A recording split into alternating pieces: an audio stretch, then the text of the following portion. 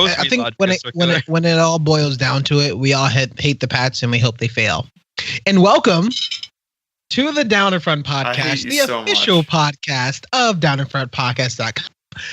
What we do here is that we review a bunch of movies, TVs, just about anything that we think is nerdy and a lot of fun over a nice cold beverage or some wine or whatever you actually have. So I'm excited. My name's Warren. I'm with a bunch of my best friends, and we're going to go on a round table, talk about what we've been drinking, what we've been watching, and talk about our actual feature film, Upgrade, starring knockoff Tom Hardy and a bunch of other cool performances in this one. Or is it Mike Blewett? Is it Mike Blewett? I don't think it's Mike Blewett at all. It's Upgrade Mike Blewett, knockoff Tom Hardy. Okay. I like that. I think the dead rabbit in my front yard is an Upgrade Mike Blewett, personally. That's what I've been watching. There's a dead rabbit. I just found it like 10 minutes ago. Call animal control. We start here on the high note. I'm going to toss it over to the mouth of the beautiful South. Mr. Brylan, what you been drinking? What you been watching? How's it going? I am doing well, even though I'm not the one physically in the South right now. I'm doing well. I just rushed my way home from work, and I'm just sipping on some water, staying hydrated after a long, sweaty day. And what I've been watching recently is I started season two of The Toys That Made Us. Watched the first 2 episodes. This documentary series is still fantastic, especially the episode on Transformers. There's some really cool ideas that they bring up, and just they are able to lay out the history of a toy line that just makes you very nostalgic, but they also have a lot of fun with it too. And there's a story that Peter Cullen, the voice of Optimus Prime, shares that will probably make the tears happen for you. I got very emotional when he shared this story, and it's kind of about the origin of Optimus Prime. It's a wonderful tale. I also watched in the voice of Optimus Prime. He doesn't. No, he uses his real voice. Okay. But I mean, it's amazing what that story is all about. I also finished Arrested Development season 5. I was very confused by what was going on this season. Don't say anything. I I'm not going to spoil anything. I would just say I'd probably be critical of it because it continues storylines instead of giving it a little bit of fresh coat of paint in the story. But I would have to say if anybody stands out in this series, it's maybe Shunki. Look out for her. She's amazing in this. Cool. Well, it's always great to see your face and great to have you on here. I'm excited to hear your opinions because it looks like we were all attacking you in our last recording of Solo, and rightfully so. I'm going to toss it. I'm just kidding. It's always great to see your face. Thank you. I'm going to toss it over to the guy who is actually in the South, the handsome Mocha Mike on this podcast. How's it going, man? What you been drinking and what you been watching? Hey guys, yes, I am actually the physically located in the South Mouth for tonight. I'm in Florida visiting my family, giving a good hello to them since I haven't seen them in a little bit. But while I'm down here, I'm sipping on something cool and refreshing to go with this tropical climate, and that would be a Bud Light Lime. Cool, refreshing, and cheap, which is kind of my 3 go-tos for life. But yeah, as far as what I've been watching, I've been really on a bit of a tear lately, trying to watch all the movies that I didn't get a chance to when they released that are about to go out of theaters using MoviePass. And so I recently watched Rampage, which we did a recording of when it actually launched, and I was not a part of. But because I didn't want to watch it at the time, I thought it would be bad. It looked just very generic. But this very podcast episode convinced me that maybe I was wrong. There were so many glowing reviews of it, so I went to check it out, and you guys were absolutely right. It was pretty dope. It was pretty dope for a video game movie, and it has completely converted me to the Church of Dwayne Johnson. I will no longer just downplay any movie he's in because it looks silly. With Jumanji, Welcome to the Jungle, and with Rampage, he surprised me both times with really solid, enjoyable films. So I am definitely going to go see Skyscraper when it comes out. That looks like the biggest, stupidest action movie that I'm sure will make $1 billion and be amazing. It's plus-size Die Hard. Yeah, that's what it looks like. Mocha, if I may ask you a quick question about Rampage, why do you think that dude is always eating in every scene? Which dude? Malin Ackerman's brother. Oh. Yeah, it doesn't make any sense. I'm not sure, actually. I don't think I picked up on that. He's eating a cheeseburger or some fries or some weird shit every single scene. Maybe was he's bulking up. You have to eat like 6 meals a day when you're bulking. Probably. That's true. That's true. He's bulking up to fight the gorilla. Yeah, dude, he's cultivating mass. I had a really good time on that recording, so I'm glad that you saw the movie and you actually enjoyed it. I know me and Brylan had a blast recording and going on our theories for that. So definitely, if you haven't seen Rampage, that's a fun sort of action-packed movie, especially in the last couple of weeks. There hasn't been too many movies out. I know literally like maybe 2 or 3. So if you find yourself not entirely sure what to watch, definitely go back, check that movie out. It's going to be a lot of fun. Sweet. So thank you. It was also great to see your face. I'm going to toss it over to my very best friend. We grew up together. We started playing music together until he kicked me out of his band, The Shredder. Mike, how's it going, man? He was too good. His face block application kind of put me out of a job. I was playing that analog wood block, and it's Arrested Development for only Bryland. Apparently, that's what reference. I don't like. Sorry, lost on everyone else. Shredder, what you been watching and what you been drinking? Nothing. We did the solo podcast like 6 days ago, so I haven't got to see anything since. I took a nap to Drugs Inc. again, and that's about it. It's all been work. Nothing else but work. What I'm drinking, so I'm breaking my streak tonight. I couldn't find anything that necessarily... I had a whole bit applied where I was going to drink some nice, like, snooty craft beer and then go upgrade and then crack open a Bud Light, but I thought that was kind of stupid, so I'm telling everyone as opposed to doing it.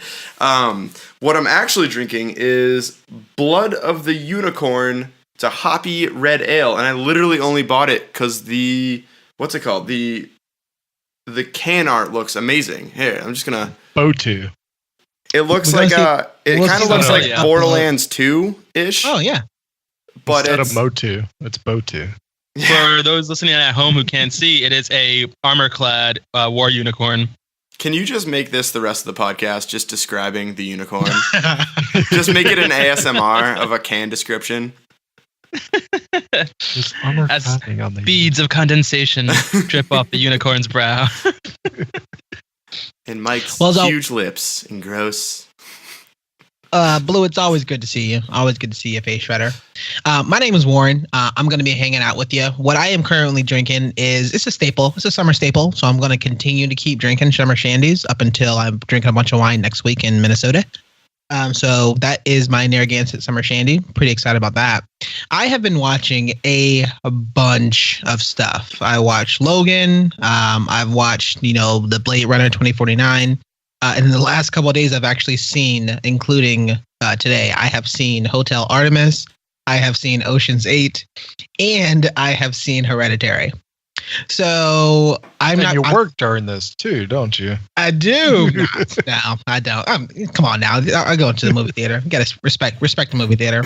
But at least what I'm going to be talking about is Hotel Artemis, because the most beautiful thing about that movie is that I saw that on an early release, like a screener sort of thing on Wednesday, and it had no trailers, and that movie was literally in at 7:00, out at 8:30. It was amazing. So thank you for that. Movie was fun. I'm definitely going to keep it spoiler free because we're probably going to be talking about it for some length later on, hopefully. I did really enjoy the movie. I think right now, spoiler alert, Dave Bautista kills the show. That dude has now emerged as being my favorite actor.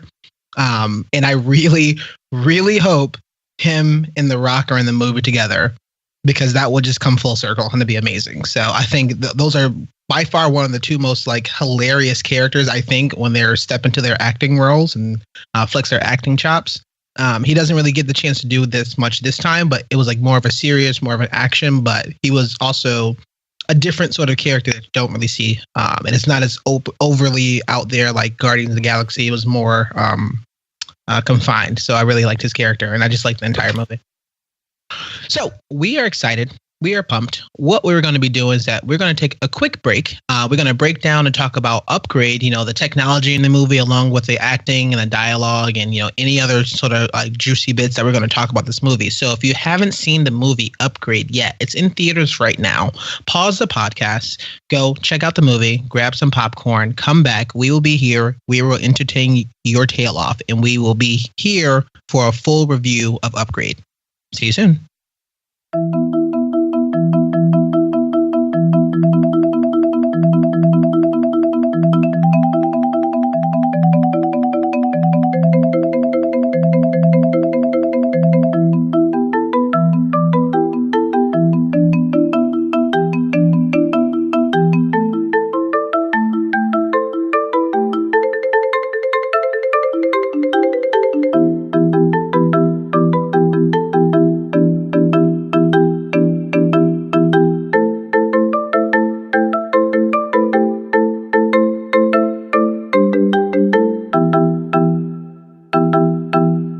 We are back, and here tonight, what we were doing is that we're going to be giving you a full review of Upgrade. It's the new film by director and writer Leigh Whannell. It stars Logan Green Marshall. We joked around, but that's the guy who looks like Mike Blewett, apparently, or knockoff Tom Hardy, along with kind of Richard Anastasios, Roscoe Campbell, and a couple other people.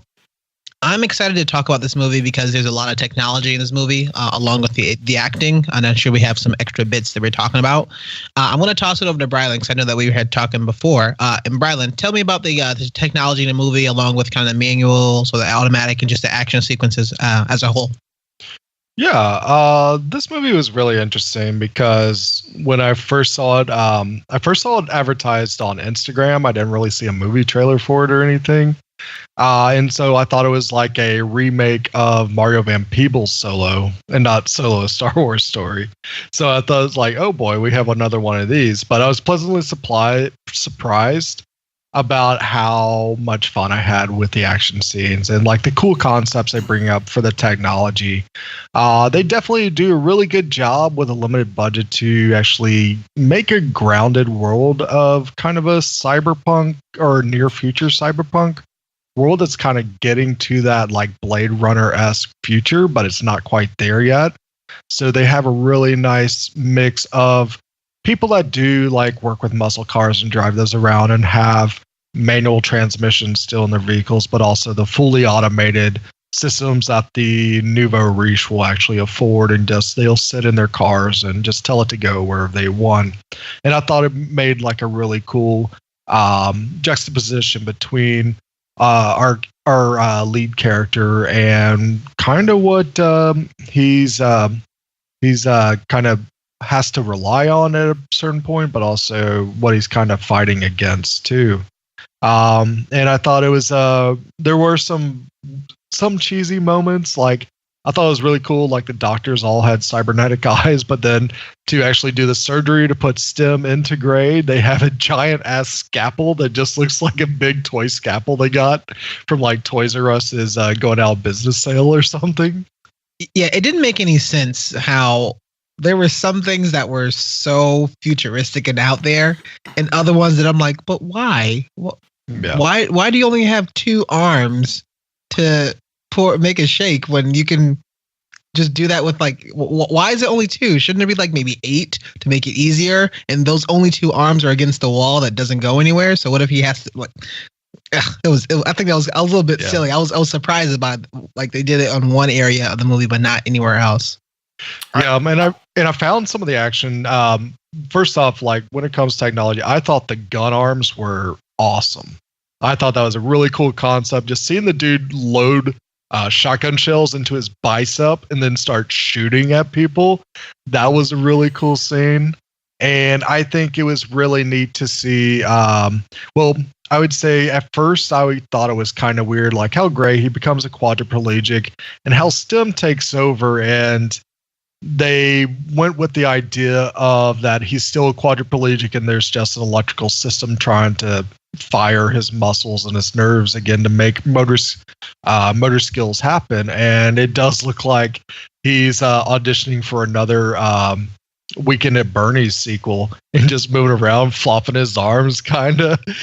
But it kind of grew on me, and I was like, yeah, the more I think about it, that kind of makes sense. That he's like not really in control, but is kind of being forced to do these movements, but also at times Stem allows him to have a bit of motor control, and that those times is a bit smoother. So it was really cool to see that difference in the physical action when it comes to that. It's like Vincent D'Onofrio in Men in Black, where it's just like and which I can imagine is very hard as a physical actor to do, where you have to be like not human. It's like just move, but not how people move. I can imagine that's very difficult. Wait, who was Vincent D'Onofrio? Was he the sugar guy? Sugar, give me sugar and water. Are you serious? Yeah, that's Vincent. That's Vincent D'Onofrio. Hi. Oh my god. That's Tommy Lee Jones, Will Smith, and Vincent D'Onofrio. That's so good. Yo, I honestly thought that Vincent D'Onofrio first appeared into the world for Daredevil. And since then, I've been learning that he's in all these movies that I had no idea who he was at the time. Full Metal Jacket, man. Yeah, he was like that guy that I was like, oh, he's really famous that I don't know him from anything. Yeah. Yeah. Bryland, if I may interject, I think that this movie was like the greatest near future movie I think I've seen in a long time. It was like, to me, it was Blade Runner 2029. Like it wasn't quite 2049, but it was like the technology was definitely, we're trending there, right? Like fully autonomous cars. This is like 10 years from now. Yeah, I could conceivably see this happening in 10 years. And I'm excited. I hate driving to work every morning, and I cannot wait until I can just hit a button on my phone and a little Uber autonomous car picks me up and takes me to work. Like that's. I'd like to have a gun in my arm. See, that's honestly, the more I think about it, the more I hate it and love it, because it's one of those things that's out of like an 80s movie that you're like, what do dudes like? Biceps. What do dudes like? Guns. Bicep God. Like it seems like a really, really terrible, broed out, like coked out executive meeting that they're like, let's make bicep guards. And like amazing. And so like part of me, the analytical side of my brain is just like, that's stupid. It was way cooler seeing like the little Matrix probe things that melt a brain, like, or seeing these people fight with cybernetics, hand to hand. That one scene where he's just like, we can't beat him, he's analyzing our moves too fast, was really cool. But on the other side of me that's watched every single Expendables and every single Stallone movie he's ever put out, I loved it. Like it was, it's like so stupid, but it works. Yeah, that scene where Gray and Fisk have their hand-to-hand combat, that's really cool just because you see that Stem is, even though Stem is probably the most advanced technology during this time, it's strong in certain areas, but it's not overall omnipotent compared to the other technology. It's not going to change the world at a fraction of a second, which I find really interesting, that it can be vulnerable at times. But do you guys think that Stem let the guy win, though, to make him follow where he needed to go?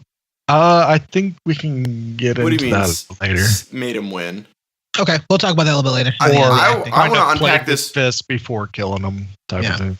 I want to make this kind of philosophical debate. I think it's interesting that we're presented with a main character, and I don't know if this goes into acting or in dialogue versus like the action, but I think I brought it up, so I'm going to say it. I think it's interesting that we got presented with a main character that was a completely analog person, that was juxtaposed against the highly technological wife, which I honestly found very cheesy and didn't really work. It was too ham-fisted for me. Like, oh, I like tech, and I like analog stuff. Whatever, who cares? People aren't that like black and white.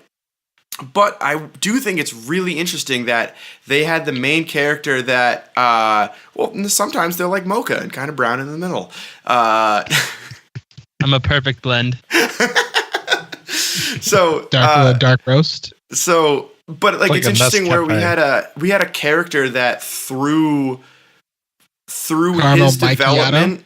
I'm sorry. Let's Boy get his thought out. I'm sorry, boy. That just came up. Caramel macchiato. Come on, man. That's so I think it's a caramel macchiato. Oh, damn. There we go.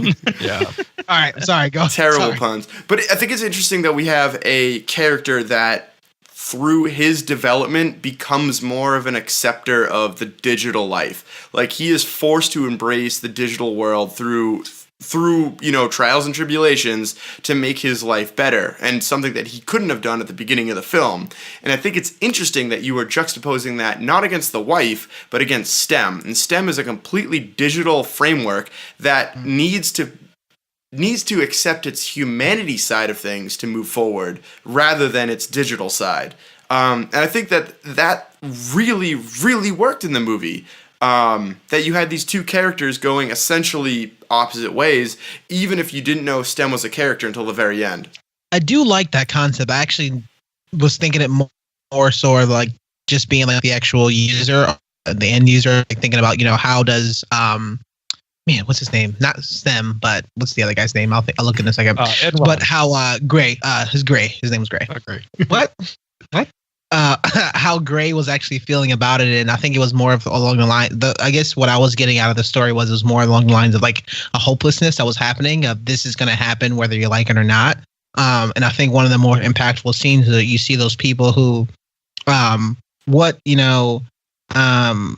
Ready Player One kind of sort of alluded to, hinted at a little bit, was people are going to go actually more closer to the Matrix. People are going to be also like tied and like will go and want to live in the digital world, and we'll all stay in VR because it's easier. And he's like, no, that'll never happen. But then ultimately, the future caught up with him, and he didn't have a choice. And so that was the kind of focus on him, but never STEM's character, and how the majority of the stuff was kind of affecting him. Or it. I don't say. Don't ask its gender. Don't assume it's gender. Braylon, what else do you have? That's all I have for that. Okay. So this movie was the Knight Rider reboot I never knew I needed. It was a really grisly version of Knight Rider, but I totally got that vibe the entire way through, and I wasn't expecting it. A lot of this movie really, really surprised me, and it did something that I find I appreciate in movies that aren't that are just trying to be what they are and are trying to be just like fun time, where it brought in the coolest elements from a bunch of movies that are already cool. It was like I said, I got the Knight Rider vibe, but it was definitely like Knight Rider meets John Wick with like a little splash of her in there. It had all these different elements that were just like really neat. And I went into this movie as usual, not knowing anything about it, and wasn't expecting the whole paraplegic angle from it. I knew that this guy was going to have some sort of technological upgrade to make him fight better, but I didn't know that he was going to be paralyzed from the neck down. And that is it turned into such a cool version of a superhero origin story, because you have a guy who literally has a secret identity, right? He's rolling around in broad daylight in a wheelchair, and nobody thinks anything of him, right? Like, think Clark Kent, like with his glasses on. Nobody cares about a guy with glasses.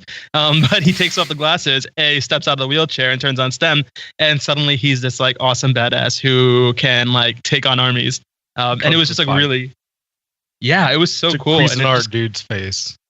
Oh man, oh gosh, the gore in this movie was cool, and it was pretty amazing. It was pretty fairly like evenly handed, I'd say too. Like the moments where it got gory, it would usually just suddenly get really gory, to a point where every single time something gnarly happened, it shocked the audience into laughing out loud. Like I yelled in the theater with the first death when he pulls the knife through the guy's jaw and like splits his mouth open. I shouted, I was like, "Ha!" And like the entire theater was like laughing, and I was laughing too because I was like, "Man, that was unexpected and just so gnarly." But like the fight scenes were all really cool, and they were evenly spread out. It wasn't nonstop fighting like you would get with John Wick, which is great. Like I like John Wick, but this movie didn't actually took its time to try to tell a story about this character going through his life with this implant, not just him going on a nonstop rampage for an hour and a half. I will say this: so I watched the trailer, and the trailer honestly did wonders for this movie. the trailer, at least the trailer I saw, was comprised of that first fight scene, like the first part of it, where he basically is getting his ass handed to him, and he goes, "Oh, STEM, turn on," and then he starts, beating him up, and then it's just like, "Upgrade, see it in theaters." And so I thought that did wonders for me because I came into this movie expecting a beat 'em up, like Smoking Aces, or what was that other like really fun, just absolute beat 'em up movie? John Wick. Shoot 'em up. Yeah, shoot 'em up. So it's like, just like, people getting thrown at, and you toss them away and just do cool stuff with it. To your point, Mocha, the first 20 minutes are just like pure sci-fi philosophical shenanigans, and I loved it. Like I came in and I was just like, what am I watching right now? Did I go in the right theater? Like, and that made the payoff when they actually got to the fight scenes that much more, because you were actually invested in the characters. Like they felt like living, breathing human beings rather than just like some arbitrary big screen superhero that's going to kick everyone's ass. Yeah, I agree. And I think that, I don't know if they made this movie with the intention of making it into a series. I don't think it'll become a series because it's doing poorly in the box office right now, like really poorly. But it was a perfect setup for like I said, an origin story. This was a superhero origin story, and if we had gotten to see something else come out of it in the future, I mean, who knows what that would have been like. But, I kind of don't want to see anymore. Like to me, satisfied. what's gonna come up against it? Spoiler alert, but like he killed the only person that could make another one, and it seemed like STEM was pretty indomitable.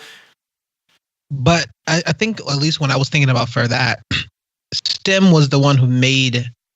I thought, at least when STEM was made, he didn't need anybody else to then continue to keep making himself, and that's why when he say, it's like the I think it's like a saying of you don't kill your creator, but once you already exceed your creator, you don't need him anymore because you can then continue to keep doing it. No, because the first self-aware AI that has replicative properties to it. But I don't think STEM necessarily had. Oh no, he definitely, because STEM made himself. But like, I think that Iran like knew enough to make another one, and so I think the other STEM was worried about making another one that would have it's basically Ultron versus the Vision. Like I thought STEM wanted a girlfriend. Was why he wanted Aaron around. What? No, he just wanted someone who can like. He was a pretty man. I'll give him that. Aaron was like definitely. But I agree, Blewett. Like, if they wanted to go into a second movie, I could definitely see them saying, "Oh, Aaron had some other STEM chip made or whatever, and was testing it also," and had that movie be like STEM versus STEM. Like that could be a cool movie in of itself. You could almost do again, I don't need that sequel. What was that? Was that movie the Cloverfield movies? You could almost do another movie in that universe, and like just take because they did such a great job of world building this thing, and you could just take something else like the Fisk backstory, like Kobol. Seeing Kobol make a version of STEM and like have that exist in the real world would have been kind of cool to see. Like you don't necessarily need to make it STEM versus STEM. You just have to do you could do something else in the same world. Yeah, exactly. It could be some sort of like corporate espionage situation. So in that case, it would be more of an Iron Man 2.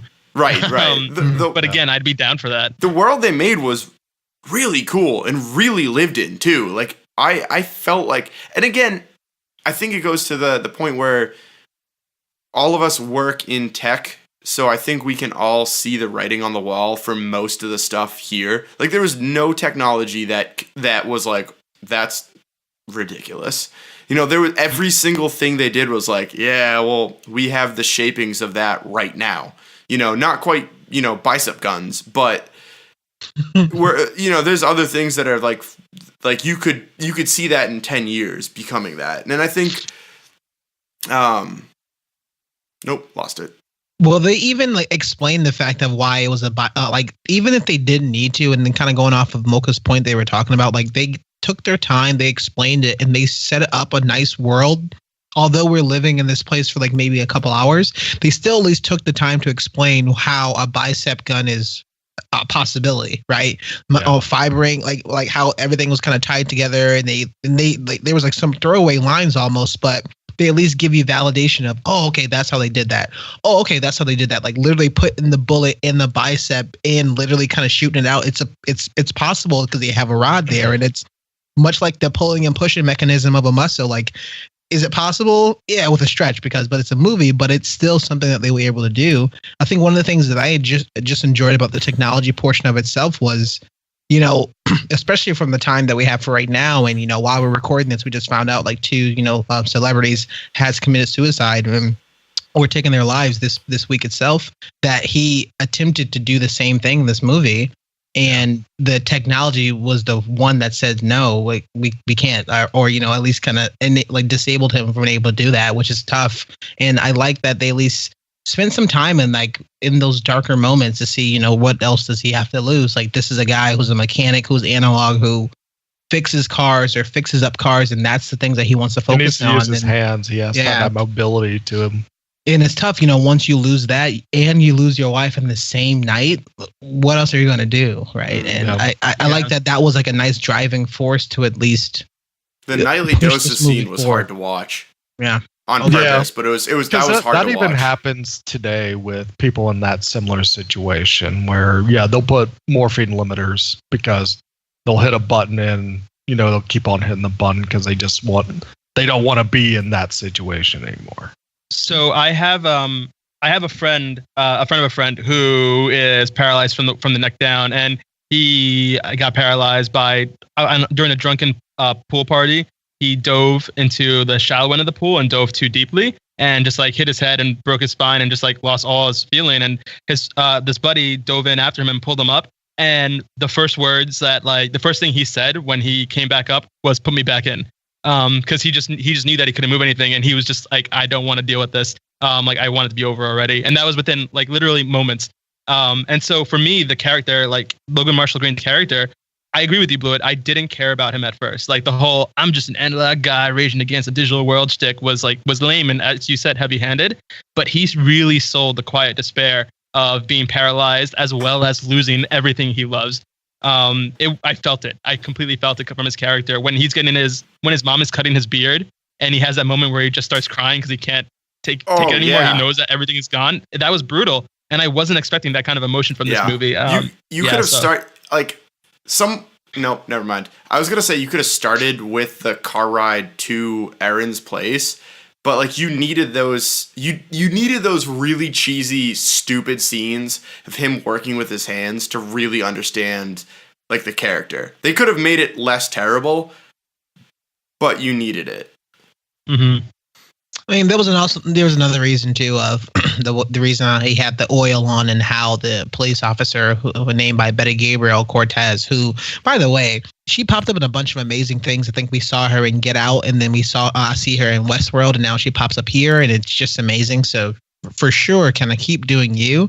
But at least, you know, they put in these little things, although that was like kind of cheesy and linear, and we knew exactly where the story was going. It was pretty easy to tell that, oh, he has oil on his foot, and that's how, for some strange reason, they forgot to clean the oil and clean up his footprint on the front porch of the crime scene. But that's how they were able to kind of track them. So I thought that was pretty cool. Blewett, what else do you have? So 2 things. First of all, when they did the whole like hacking moment when he was trying to shut STEM down, I respect the hell out of this. They used the sudo command. Yeah. Like they, instead of just putting generic hacker speak onto it, where it was like, you know, whatever, or the hacking progress bar. Yeah, like it's just like, yeah. Instead of keeping that, like a pseudo kill is, you know, that's something that's real, you know, like or kill being whatever they put on it. But like, I love that. It was some stupid moment that I think only me recognized and laughed at in my, you know, 50 or 60-year-old film theater. As far as like technical ability, I thought the camera work is awesome in this. They did this thing where you see this in some of like the better action movies, like John Wick does this amazing, where instead of making it a fight scene full of cuts, the camera pans back, or the camera is like a million miles away and you just see two people like vaguely swinging at each other. The camera was at a medium distance, so you could see every hit connecting and getting blocked. And they didn't do, microsecond cuts. They would do like 2 or 3 second cuts. Like you could see several strikes hit and get blocked or hit and connect, and then you'd cut to a different angle. And so like that's awesome. Like you can actually see that they put some attention into making these fight scenes work.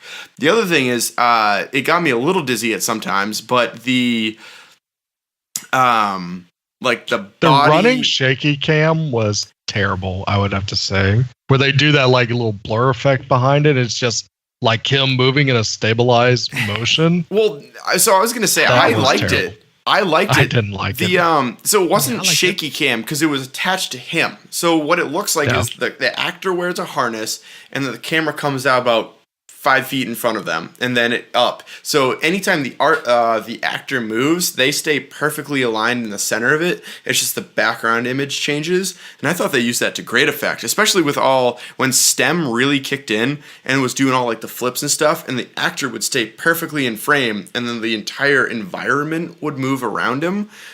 That was awesome camera work. Yeah, I actually thought the camera work was really impressive. That shake movement kind of worked for me only because it made it clear, even if you couldn't tell from watching the movie itself, you could tell from the camera work when it was a robot in control of the human. And even when the actor Logan Michael Green was walking, like when STEM would take over and he would walk, he would be talking like normal, and his head would move like normal, but his body had this really subtle, like rigid roboticness to it, like in like perfect posture, and just kind of like moved in a way that wasn't overt, but definitely different than how he was walking in every other scene in the movie from pre-paralysis.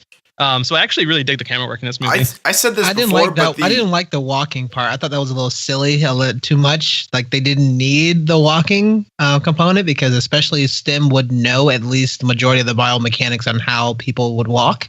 So the fact that they put the roboticness in there, I thought that was kind of over. No, but STEM was definitely above walking like Quap, but it did not have the perfect. It's that Flash game that you can play where you control every limb and you try and like run 100-meter dash. I'm glad you got my facial expression. You young bucks are in your Quaps. I don't know what that is. Dude, Quap is from like 7 years ago. Happy Wheels.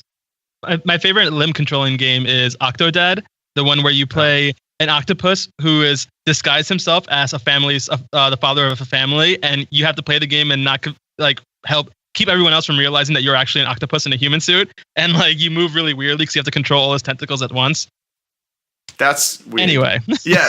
So anyways, back to the actual points. It's fun. Again, from a technical standpoint, like that was amazing. That what's his name? Logan Michael Green? Gray. Joseph Gordon-Levitt. Logan Marshall Green, but in this movie, it's Gray. Yeah, fine, whatever, Gray.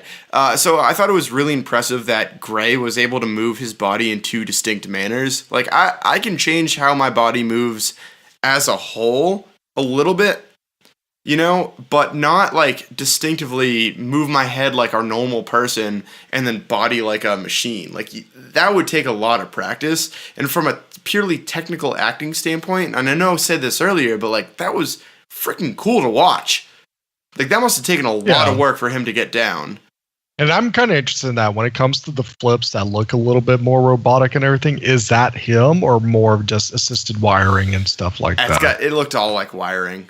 It looked like a Matrix, like it was a John impressive. Woo film. Yeah, because it's not like the martial art flip. It is that. This is how a machine would flip something. I gotta imagine flipping a human body. I gotta imagine that because of the terrible budget, though, that they did it with mostly practical rather than like just animating him in.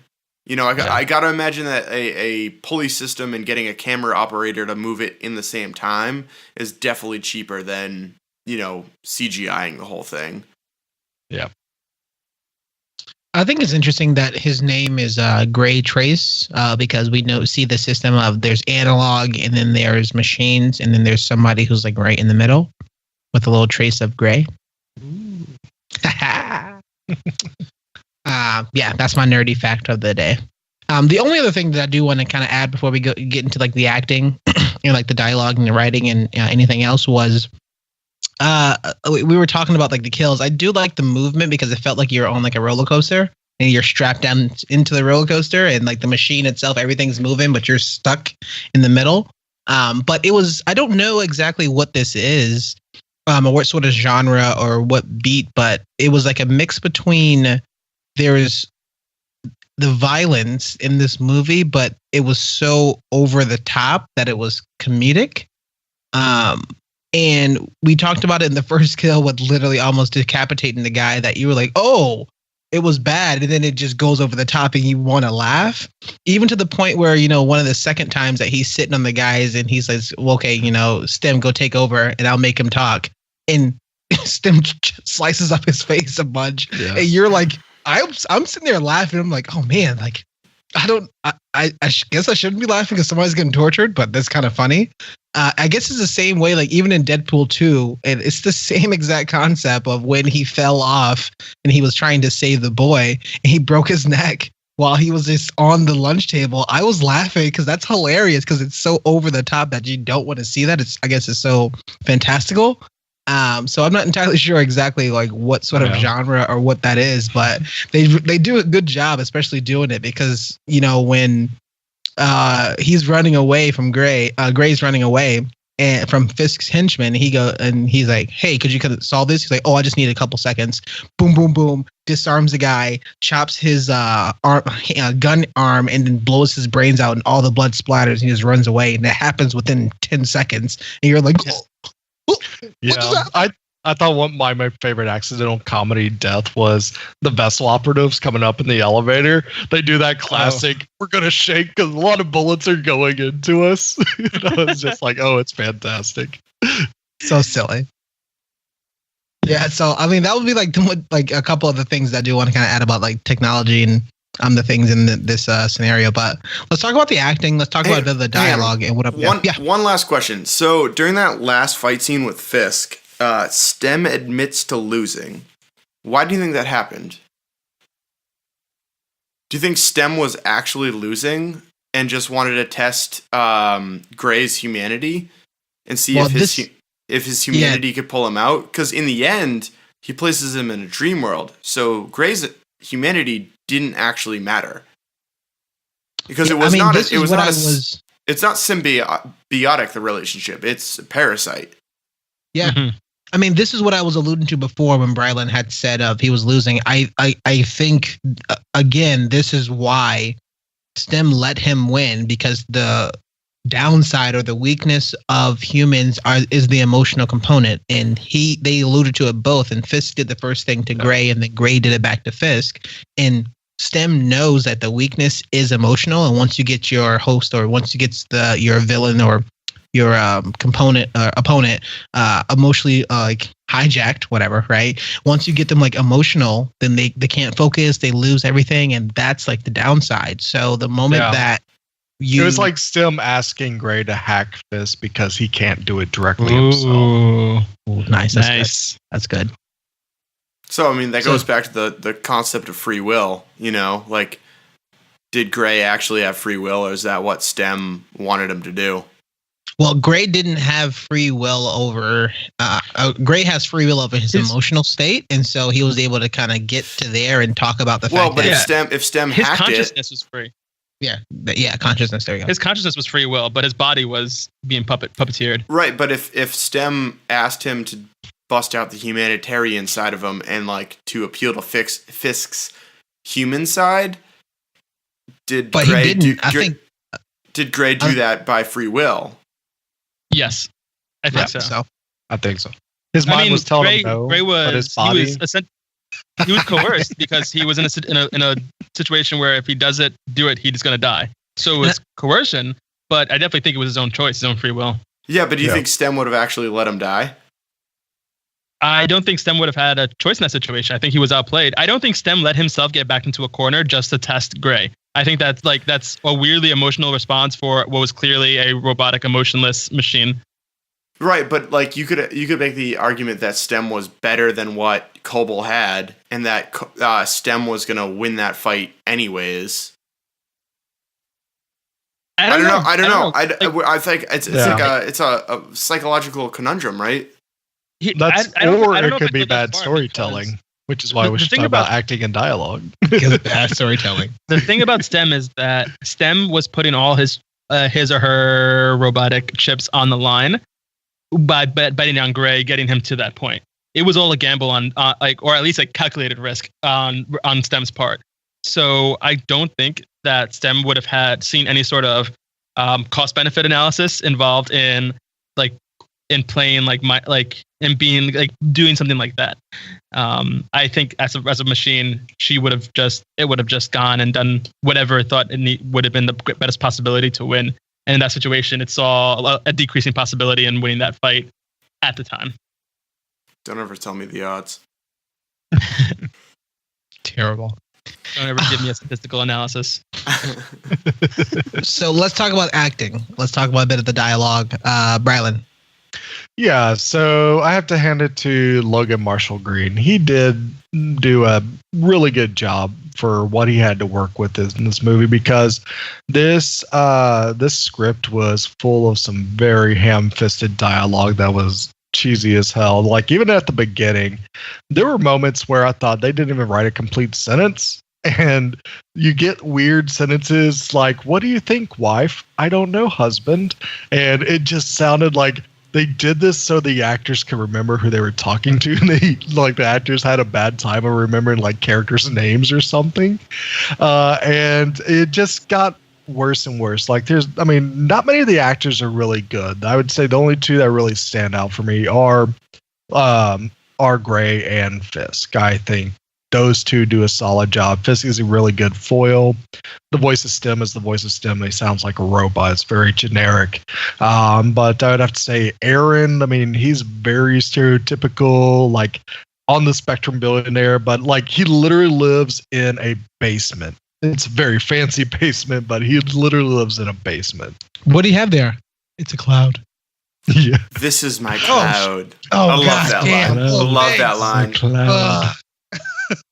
So yeah, definitely a lot of cheesy dialogue. I also felt like when it comes to the story, there's the twist that the person that actually came after Gray and his wife was STEM itself. And I felt that was handled just very heavy-handed.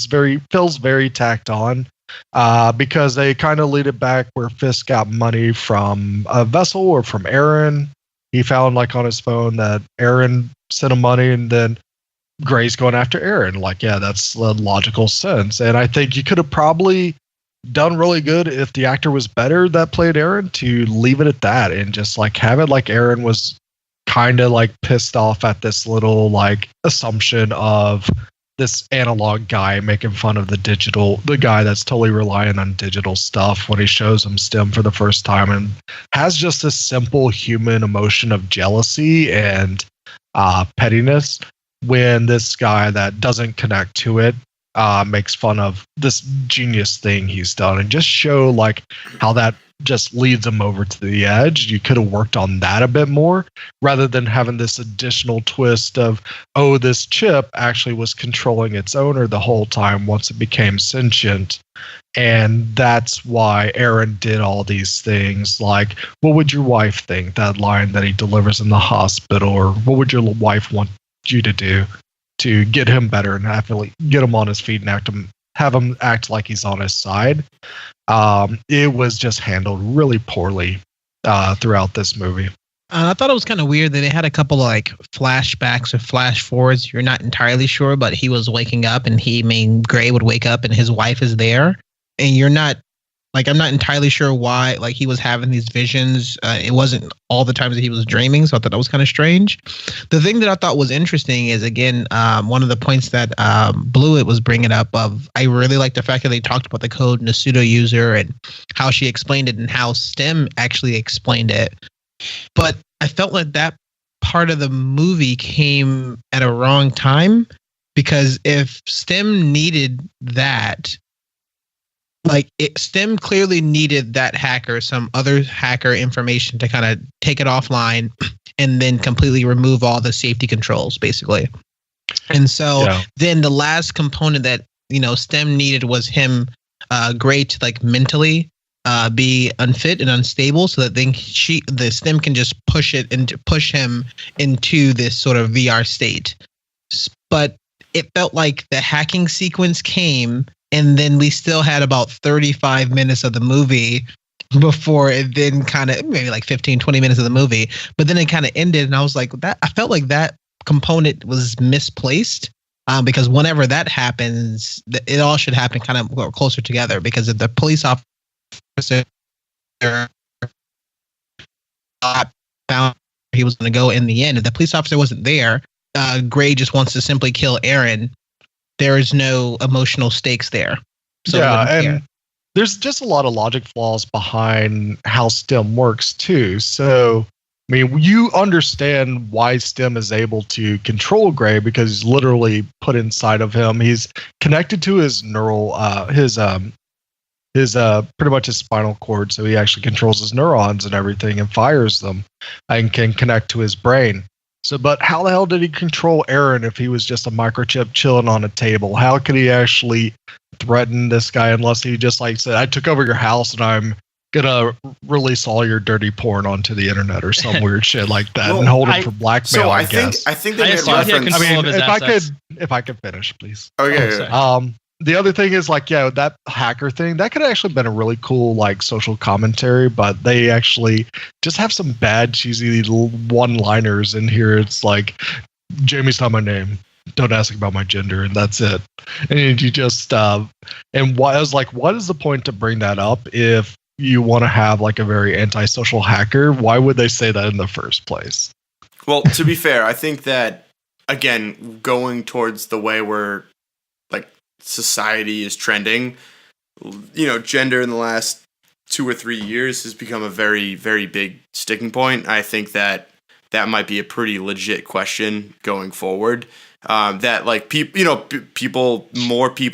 more and more people are identifying as gender non-binary than we have in the past, and I think that is a trend that we will continually to see rise, especially as we equate gender not necessarily towards sex, but towards other characteristics. And so that made sense. I kind of thought it was funny, but I also thought it was got that, but it's just a bad line delivery, and it's just bad to.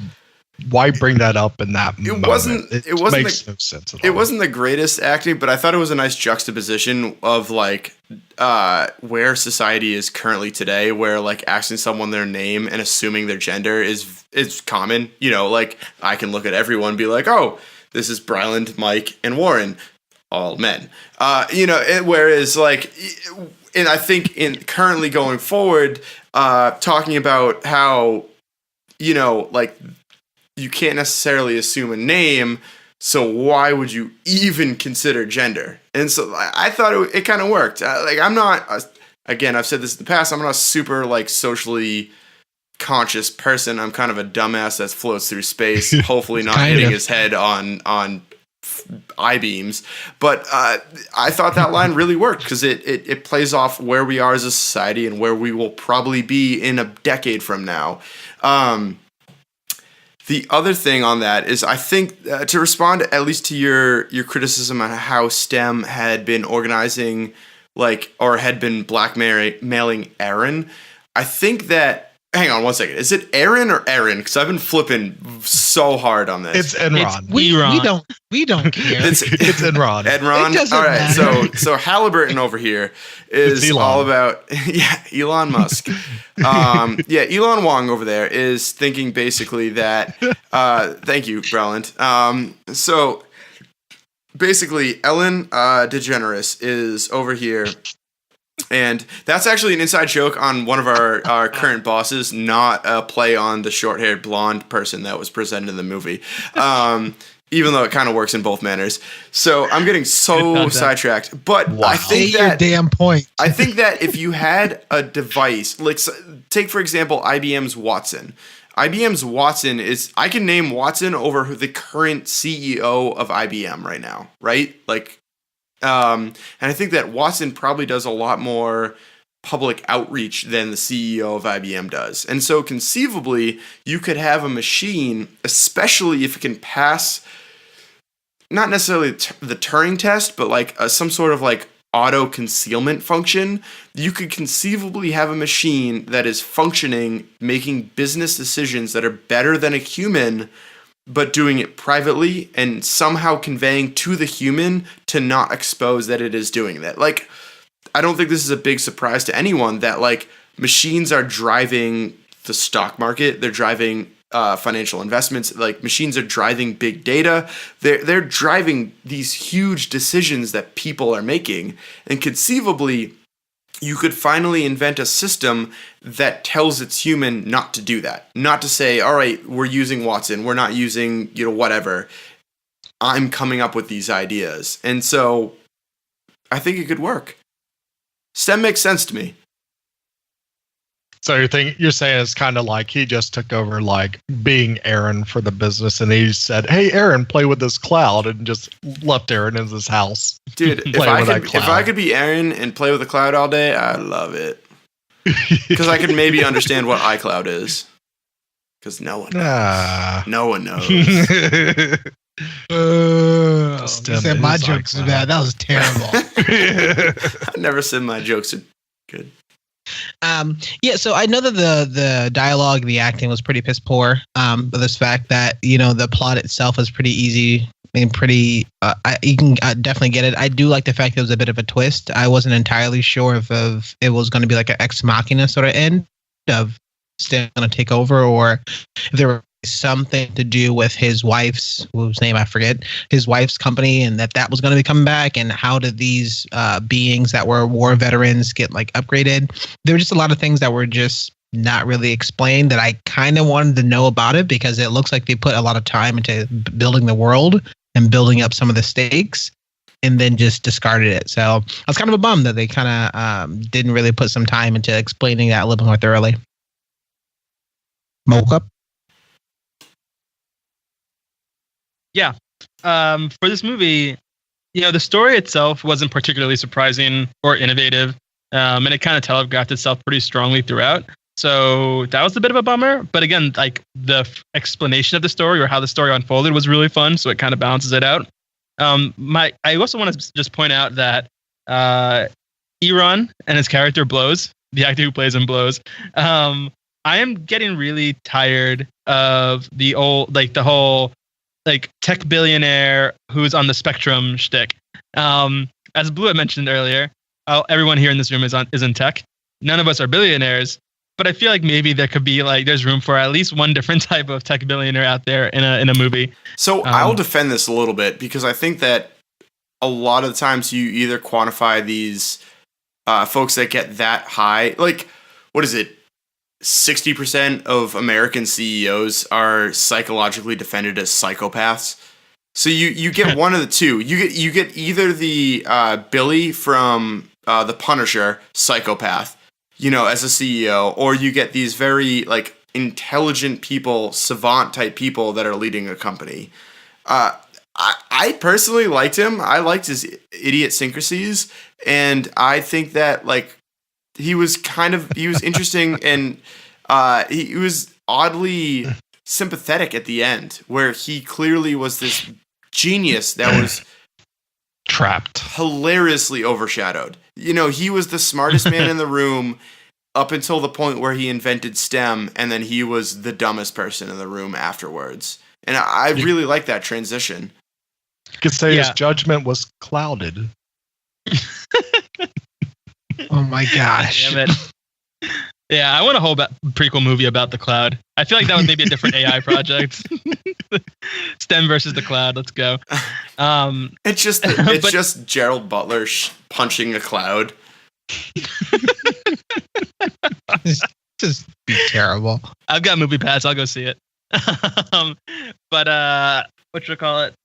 Yeah, so I didn't really care too much for his character. Again, as I mentioned, most of this movie telegraphed itself, so I don't think it was really a surprise that he wound up, that the entire plot of this movie was actually them using Gray's character and like forcing him into these shitty situations in order to mold them into the prototype that they wanted. But it was really fun along the way. I echo all of your sentiments about the cheesy dialogue, the acting in general. I don't know. I don't have too much to add to this portion other than the fact that I don't dig Spectrum Euron. I just want like a tech billionaire who can like make eye contact. That's all I want.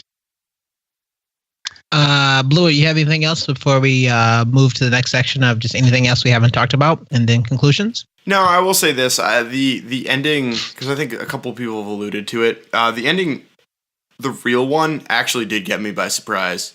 The fake ending where Euron was like, the one who was the evil person. The entire movie, I was like, as soon as I saw the dude, I was like, he's going to betray him. He's the one behind this. He is definitely doing it. And then it paid off. And then about 17 seconds later, Stem was like, oh, I'm in control. And that kind of blew my mind. So I'll say this, well done, Upgrade. You telegraphed the obvious ending and then subverted it with a less obvious one. Yeah, I thought I liked the ending. Personally. Yeah, I definitely enjoyed that. I didn't see that coming at all, and especially because it looks like they hinted it a little bit of the VR people, and this was I was talking about before of, why would they ever want to go in VR, blah blah blah, and this is why like Gray was having such like a big deal about that, and it was funny because Stem's like, oh no, bye, and then literally just kind of sent him directly into there, and he was in his happy place because his wife was still alive. I didn't make that connection, but that's freaking brilliant. Yeah, that's one thing I want to point out too. Like, I like the theme of the VR and like the idea behind it, but I hate the fact that not just in this movie, but also in most movies I've seen it in, when people are portrayed using VR, they look like these weird like cave creatures, like golems, like looking around. They're always like shadow dancing. Yeah, and the point of VR is that you act like yourself inside a virtual world, so things look different, but it doesn't mean that you suddenly become some sort of like spider creature whose limbs are like all like turned around. It was just it's so strange to me that sci-fi movies like run VR in that way in this decade. Like, I could see people like going with that in the 80s, but like the movie that I went to see, the theater that I went to see this movie in, has their entire first floor set up with VR games. And if you ever watch anybody in there, they're not doing that move. So it's not like we don't have an idea of what VR is like nowadays.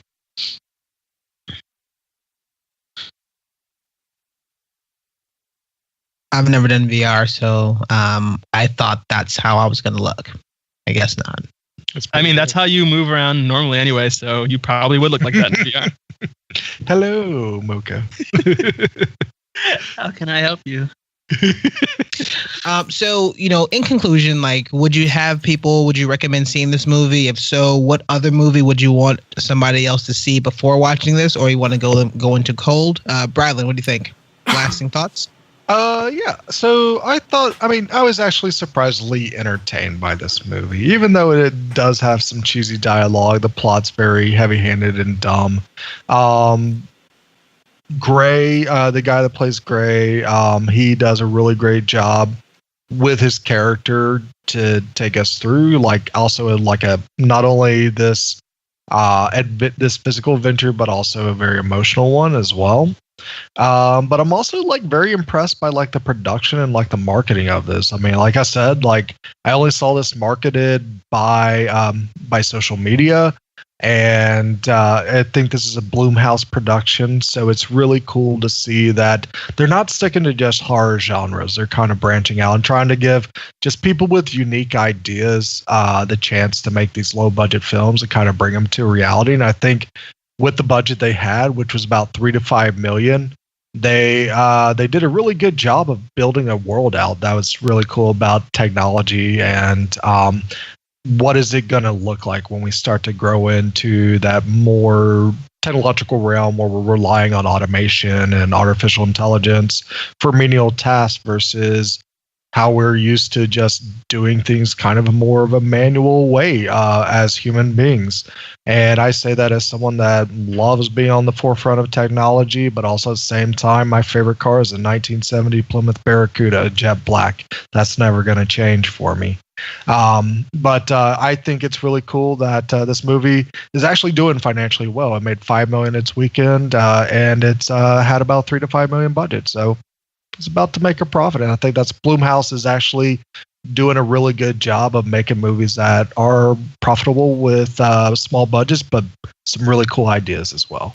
It had a $5 million budget. Yeah, that's unreal. That's 3 to 5. Didn't like Robert Downey Jr. cost Marvel like 20 or 30 million dollars? 60 million. That's insane. Yeah. Hell, even Kubo, which we were like raging about a couple of years ago, was 30 million. Yeah. Sorry, that just blew my mind. I didn't think that budget was that low. Mocha, lasting thoughts? Yeah. If you guys want to talk about movies that you should watch before seeing this one, obviously you don't need it for plot, but go see Blade Runner 2049, Her, and John Wick. Each of those movies individually is an infinitely better movie than this one. However, this movie pulls elements from each of those three and is a good movie in and of itself. So it might be worth your while, especially if you just haven't seen those movies. Like, what's wrong with you? I said earlier that the movie isn't doing too well in like terms of box office. And Bradley, you did a good job of putting it into context. Like, it was an extremely low budget. And so while it's not doing well in terms of what a blockbuster should be doing, it is actually like, it is profitable at this point. I wish that people would go see this movie so that it could do even better, because it was good for what it was. It was a super entertaining film that got a lot of surprises out of me and made me like laugh and also feel really sad throughout it. So go see this movie. It's fun. Don't bring your children to see it unless you're into your children seeing really, really dramatic, sudden gore. But even if you're not into gore, it's sparsely used and used only in the fight scenes. So go see it anyway and just bear with it. Blue, what you got? One quick question. Do you think this would have been a better movie suited for Netflix with that budget? I mean, Bright, didn't we say Bright was like $60 million? I don't think so. Just because Bright had Will Smith in it and Joel Edgerton. I think this feels more like a sci-fi original. Yeah, but I don't. I think this is probably the best plot. It did. I don't think this movie would have been. I mean, this movie would have been well better funded if it was through Netflix. But I also think that in any sort of artistic expression, if you are limited in any ways, it creates really unique forms of artistic expression. And I think that if it did have a bigger budget, it wouldn't have necessarily been the same type of movie. No, this movie did not need a bigger budget at all. But I'm just saying that, like, because I think we did when we did the Bright review, we calculated how many people had seen it times the average movie cost. And I think they had a $30 million budget, and I think average viewership times average movie cost was like double it. But if you take that number compared to 3 million instead of 30 million, like that would be an insane markup. But I don't know. It's a weird question. As far as like final thoughts, this year has been incredible for indie sci-fi flicks. I'll throw the whatever Cloverfield we watched. That had plenty of problems, but was entertaining at most parts. I will say Annihilation was great and super underpublicized. And I'll throw this in the same realm that like this movie came out, asked a lot of very hard questions, and had still had the like room for the beat 'em up aspect of it. I would definitely go watch it. As for movies, I think it was a super budget Blade Runner 2049. It had a lot of this. We didn't talk about this earlier, but the color palette they chose for it and the lighting direction they chose for it, where they used background shadow versus front light. You know, where like the lead would be in full glow and the background would be in full shadow. They also used a lot of like soft reds and soft blues in the back, which was very strikingly similar to Blade Runner. It really, and that's not a dig on Upgrade, that it was just totally like a budget version of what Blade Runner was asking. Yeah, it was really cool that like his wife's car was like a muted like black and gold, and his muscle car was a cherry red tomato Camaro. Even the like the sound design on it was kind of cool, where like they had to make STEM feel like it was inside your head, which for a surround sound system is very hard to do. They didn't quite get it. Like STEM didn't feel quite inside my head, but it was very localized, very, very in the center of the sound field and like right kind of there. It felt more in front of me than inside of me. But I don't think you can do that with surround sound. That's my signature move. Yeah, and so I would say definitely go check this movie out. Besides the movies that Mocha and Blewett like mentioned, I would definitely take a look into Ex Machina. I think that movie also is better than this movie, but it also asks a lot of difficult questions that we just didn't quite think of, and at least kind of showing them in a different realm. So I thought that was kind of pretty cool. The one thing is that I could not find the soundtrack to this movie or the score. But there were some very, very interesting tracks that they used that I'm bummed that I couldn't find it. I was looking on just about everywhere, so maybe it's more popular. Maybe they put it out right now. But I thought that was kind of pretty cool for it. I like the question that they asked. Besides the actual performances, I was digging the actual environment. I'd love to be back into this world again in a different story, but I don't want to because somehow you're going to mess it up. So just leave it the way that it is, and then we'll be good.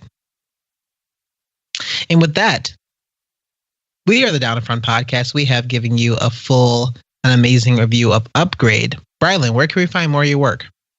Yeah, you can find me literally and figuratively inviting you to the gun show on Twitter at Bryland, BRILUND. Loading up that arm gun. To take us to the gun show. Mocha, where can we find more of your work? Oh, my bad. I thought you were good.